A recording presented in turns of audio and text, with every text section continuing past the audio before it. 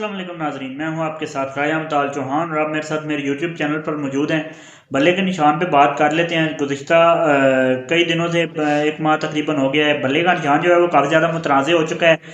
Election commission किसी सूरत बल्ले का निशान PTI को नहीं देना चाह रहा और हमारी मुअज़्ज़ज़ अदालतें जो हैं वो बल्ले का निशान PTI को दे रही हैं बहरहाल, लेकिन इलेक्शन कमीशन मानने को तैयार नहीं है।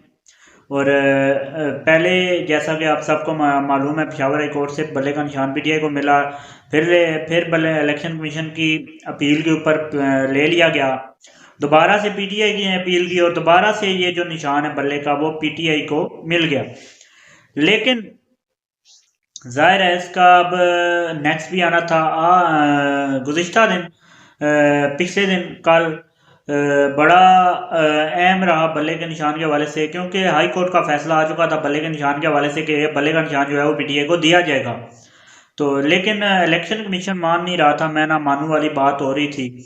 और PTI ने जो बार बार इलेक्शन कमीशन को इस बात का कहा कि हमें दें, चीफ इलेक्शन कमिश्नर की सरबराही में इजलास भी चलता रहा, लेकिन उन्होंने फैसला किया कि बल्ले का निशान PTI को नहीं दिया जाएगा।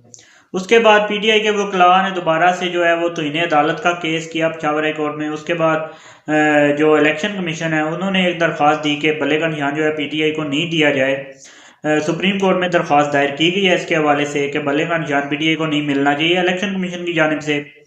लेकिन सुप्रीम कोर्ट में जो है वो कल आज इस पर समाअत होगी बल्ले के निशान के हवाले से।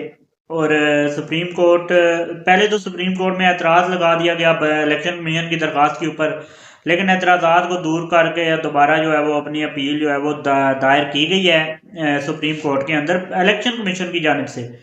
तो अब देखते हैं कि सुप्रीम कोर्ट का जो फैसला है वो ज़ाहिर है हतमी फैसला होगा। मुअज़्ज़ज़ अदालत जो है वो सबसे बड़ी अदालत है पाकिस्तान में और इसका फैसला जो है वो हतमी फैसला होगा जो चैलेंज नहीं किया जा सकेगा।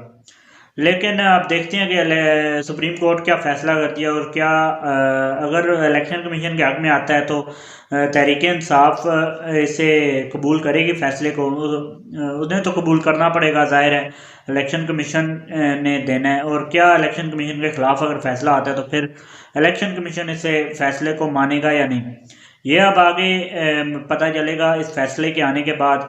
इस वीडियो में इतना ही। नेक्स्ट जो ही अपडेट आएगी उसे आपके साथ शेयर करेंगे। चैनल को सब्सक्राइब, वीडियो को लाइक कर दें। अब तक के लिए इतनी इजाज़त दीजिए। अल्लाह हाफ़िज़।